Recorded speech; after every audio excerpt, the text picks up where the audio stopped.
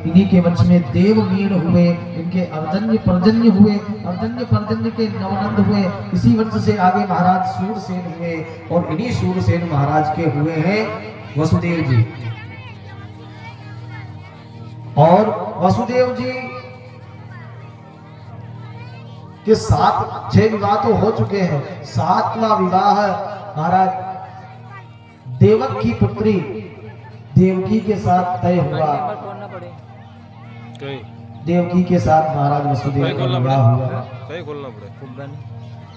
महाराज जी के गर्भ से और न करने पर पड़ेंगे। देवकी जी के गर्भ से 6 पुत्र तो कंस ने मार दिए। इनके 7वां पुत्र है वो जो बलराम है, इधर रोहिणी जी का जो पुत्र है उसका नाम भी बलराम है। 8वें पुत्र के रूप में भगवान कृष्ण ने अवतार लिया है। सुखदेव भगवान कह रहे हैं परीक्षित,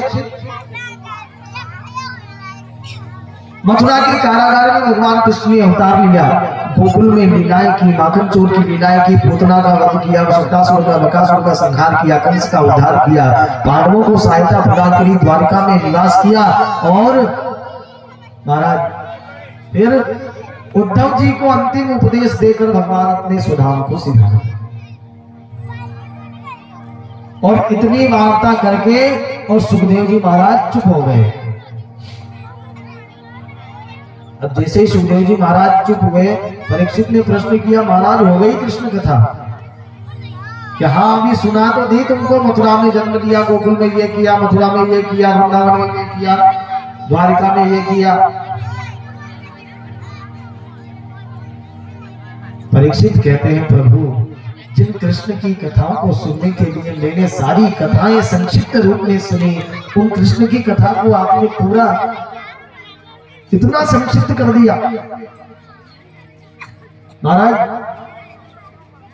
अरे मैं उन कृष्ण की कथा को सुनने के लिए बैठा हूं जिन्होंने मुझे गर्भ के अंदर आकर रक्षा प्रदान करी थी, क्योंकि मैं केवल एक ही अंतिम आस था पांडवों की। संतान बीजम गुरु पांडवानाम महाराज जुगोप कुक्षिम गतयात चक्रनो मातुष्ट में यह शरणम गताया। तो भगवान ने मेरे मां के गर्भ में प्रवेश करके मुझे उस अश्वत्थामा के ब्रह्मास्त्र का निवारण करते हुए मुझे रक्षा प्रदान करी थी। उन कृष्ण की कथा को आपने इतना छोटा कर दिया।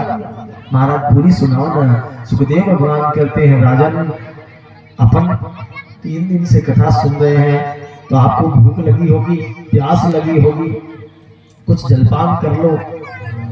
महाराज परीक्षित कहने लगे कि प्रभु मैंने जब इतना दिव्य अमृत मुझे मिल रहा हो तो महाराज ये संसार का चीजों का भोग कौन करेगा?